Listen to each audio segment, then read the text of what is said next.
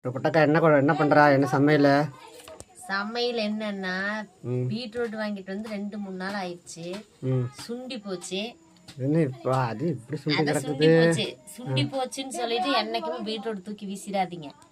இந்த பீட்ரூட் வந்து சுண்டுனாலும் ரொம்ப சுண்டி போனாதான் தூக்கி வீசணும்.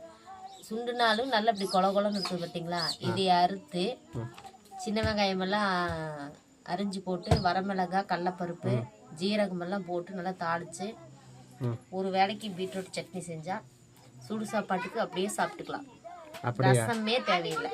அதை தான் நான் ட்ரை பண்ணிட்டு இருக்கேன். என்ன பண்ற, ஸ்கூல் லீவாச்சா, நாங்களா இருந்தா இருக்கிறது சாப்பிட்டு நைட்டுக்கு படுத்துக்குவோம்.